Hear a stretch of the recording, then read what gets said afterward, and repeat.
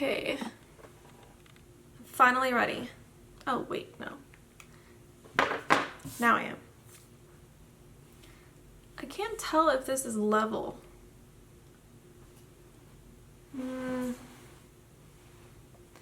No, it's not level. My dad would kill me. I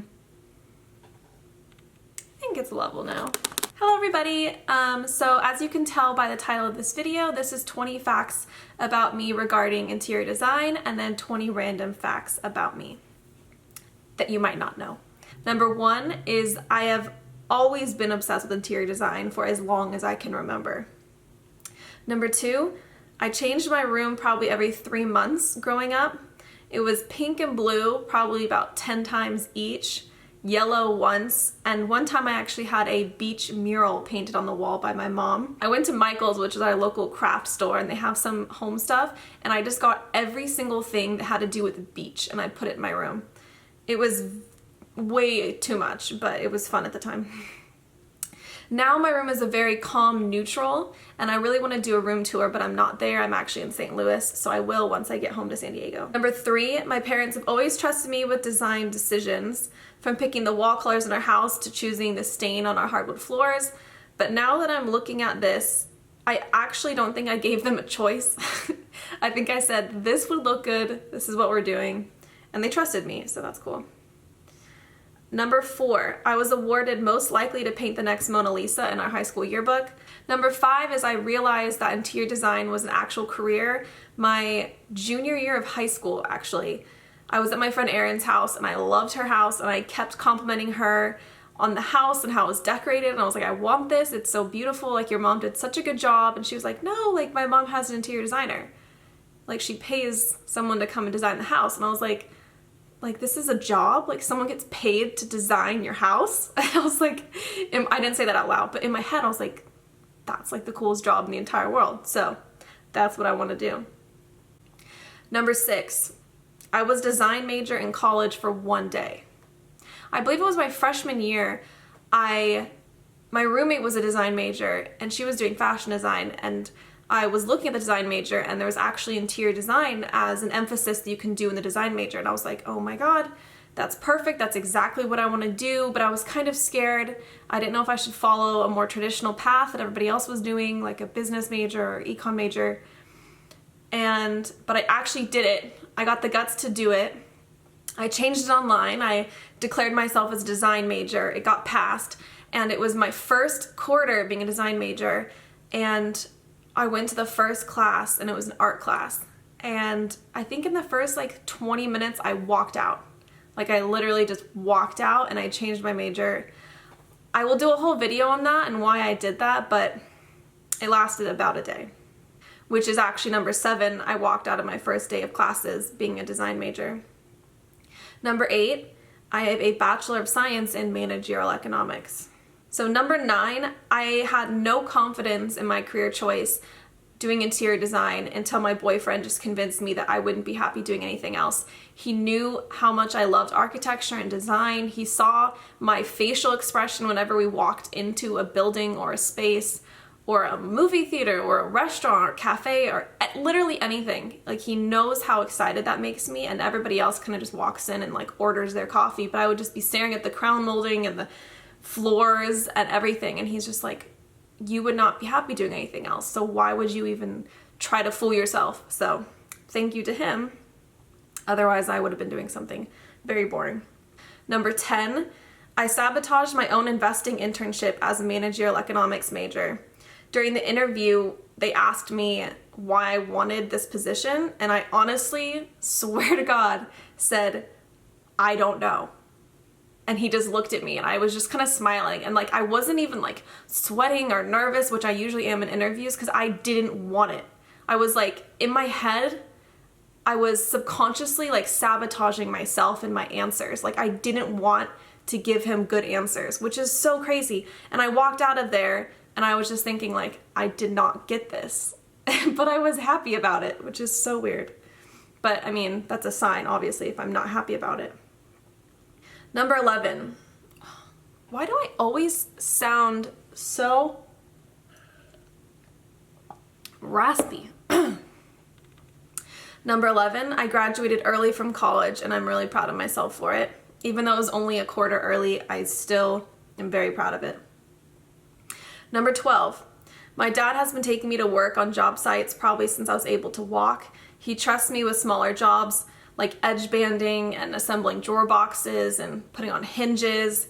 What I do is very minimal when you think about the entire process of building a house or a kitchen or cabinets or anything, but he always tries to incorporate me in the entire process. He shows me what he's doing, he walks me through it, he tells me how he's going to lay this out and how he's going to design it and what's going through his head. He's a very natural teacher. So my entire life, I've just been involved with the whole building process, which I feel like very fortunate for. Number 13, the time I realized that all those years of math classes would actually help me in my real life, which I know you're all wondering out there, was for yourself, not about my math classes. But you know when you're in math and you're in high school or even elementary school or college and you're like, when the heck am I going to use this in real life? Well, it actually happened when I was helping my dad do this it was like a restaurant / hookah lounge in San Diego. And he had to design this retail counter that had a curve on it. And so he had to figure out the radius and certain angles of that curve so that he could build the cabinet and order the doors and everything. And he was like, I want to see how you can do it. And so I used calculus and I used geometry and all of these different formulas that I had. And I think I used the Pythagorean theorem for a triangle at some point. I don't know why there was a triangle. Probably wasn't supposed to be, it was a curve, but I got the same answer that my dad did, and he actually didn't go to college, but he's been building these cabinets for so long, and he has his own way of doing it, but he was just like, I want to show you that there are multiple ways to go about this and to find an answer, but all of that education that you've had is going to help no matter like what way you choose to answer the problem, basically. So it was really cool to see that it was actually being useful.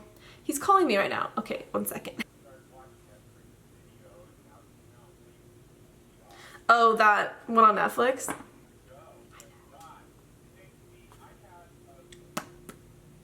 Oh, number 14. My family has never moved houses, which really disappoints me because then I would have gotten to design them, but in the future. Number 15. I think the atmosphere is more important than food at a restaurant, but I know a lot of people will disagree with me on that. Number 16, I was scared to tell people that I wanted to pursue interior design, but when I told my friends and family, they all said, that makes so much sense for you. Number 17, I started an interior design blog in college, but it wasn't personal, so I didn't like the whole concept. I would rather have something be more about me and my journey than more like professional articles. It just seemed easier at the time to be more objective and just kind of keep my personal self out of it. I was just kind of scared to put like my face out there, but now I'm not. Number 18, I dream of the day that I have my own interior design company. That is my top goal on my list of goals. That's number 1. Number 19, I'm obsessed with houses. I go on walks just to stare at them. It's not even to get exercise or to walk my dog, really, even though I love him. I want to just look at houses. And number 20, if I could go back in time and talk to my younger self, I would tell her that being an interior designer is prestigious and worthy, and just to feel confident about pursuing it, because I just wish that I would have felt this confident even 3 years ago. Okay, now, random facts about me that have nothing to do with interior design. I just thought it might be fun. First off, I asked my boyfriend if he had any ideas about facts for me, because I think it's kind of hard to think of them for yourself because you're just used to yourself and nothing seems very interesting. And his answers were pretty interesting. I'll just start number 1. I'm the type of person to eat half a banana. Apparently that's weird. He says that he has never seen that before until he came to my house and saw my family like eat half an apple or half a banana and wrap it up and like put it in the fridge. So I guess that's me. Number 2, he says, I took 2 scoops of pre-workout once and had to lay down in the gym for the whole 2 hours. Which leads to number 3, I lived in a house of 6 guys in college. It was the men's soccer team, and I wanted to keep up with them in our workouts, but I can't take as much pre-workout as them.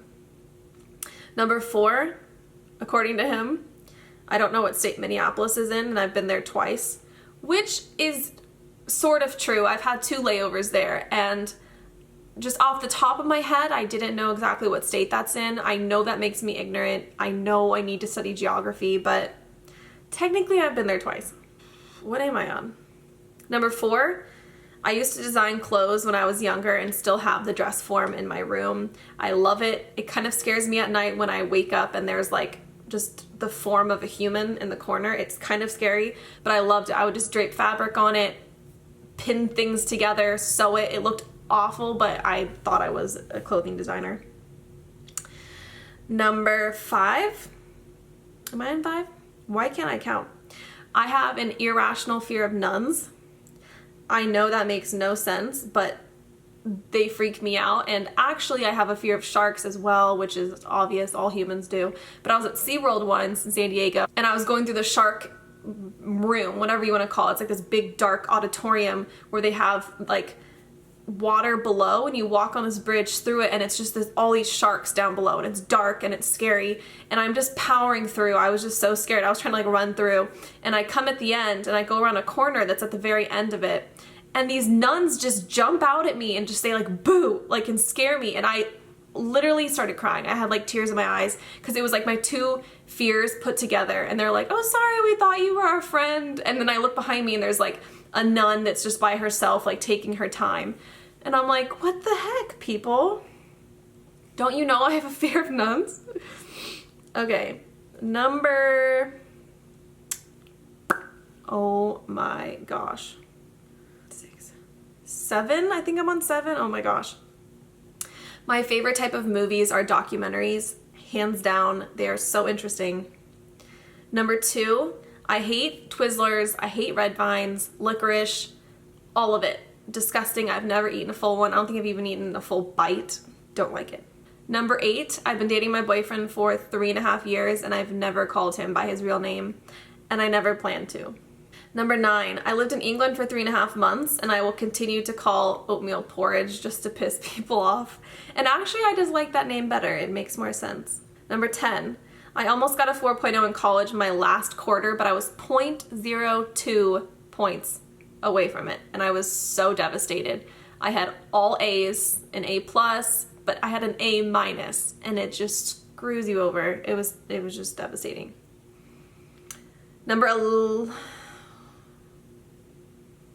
What number am I on? I changed my numbers. 12?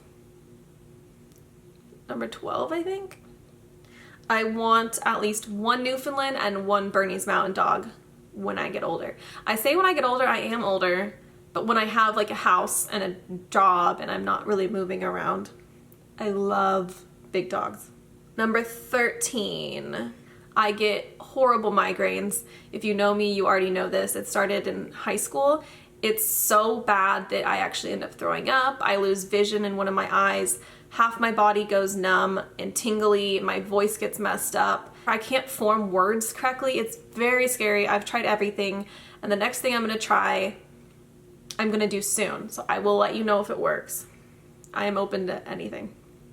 Number 14, I can't drink caffeine because of the migraines, and I can't even drink decaf. That's how sensitive I am to caffeine. It's pathetic. But I love the taste of coffee and the smell of coffee and tea, but it's honestly devastating to me that I can't drink it. 15, I'm allergic to malt, barley, and nutmeg, which means I can't drink beer either, but it is way worse for me that I can't drink coffee.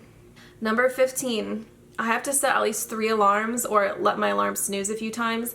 It kills my boyfriend, and I feel so bad, but 1 alarm just does not wake me up. I have to snooze it. This morning, actually, I set an alarm, and he just woke up and just stared at me and like waited until he made sure that I turned off the alarm all the way. And I actually did it. I did it this time. 16, I think. I could be counting this all wrong. 16. When I was younger, people told me every single day that I looked like Dakota Fanning. I got that, I'm not kidding you, so much. I probably got that more than people asking if my real name is Mimi, which it is, but it wasn't a bad thing. I think she's a beautiful person, but it was just like every single day. My friend actually met Dakota Fanning and showed her a picture of me and said, hey, I have a friend who looks like you. And she's like, yeah, like she does look like me. So it's confirmed from Dakota Fanning herself that I did look like her. 17 and or 18. I'm so bad. I'm named after a French song. 18. I'm pretty sure I'm on 18. I can't eat my food unless it's perfectly warm. Even if I just cooked it 5 minutes ago and put it on the table, if I have to go get water or a fork, I'm like, oh gosh, like it's cold now, I have to heat it up. And if I make food for someone or someone else orders food and they don't eat their food when it's warm, I like die inside. It hurts me, and I ask them, I'm like, can I heat up your food, please? And they're like, it's fine. I'm like, no, it's not fine. I don't know why that bugs me so much. I think it's 19. In high school, not so much college because I actually had to take notes, but in high school, I drew a hand and or hands on every single piece of paper I got. My homework, notes, tests, quizzes, like everything. But if there's a piece of paper and it had a hand on it, everybody knew it was mine. But I just loved drawing hands, and it was because A, it was right there, so I could look at it and I could make whatever shape I wanted to with my hand and draw it because I have to see something to draw it. And also B, I guess, is there's so many lines and wrinkles and shading, and I love drawing that. I think it's just so fun. Have I already done 20? Okay, I think I've already done 20, but if I haven't, number 20, I got stood up by my friends on my birthday at a sushi restaurant. I had planned a dinner and only one person showed up, and the restaurant felt so bad for me because I had reserved an entire huge table with like 10, 15 chairs, I don't even know, and no one came, and they felt so bad for me that they brought me like the fried ice cream that you get at sushi restaurants. They brought me free fried ice cream, and now it's like this weird twisted tradition that I like to have sushi on my birthday or around my birthday just to remind myself like I don't need them, and I don't, like it doesn't affect me. I can eat sushi by myself. I think that's 20, that might be 21.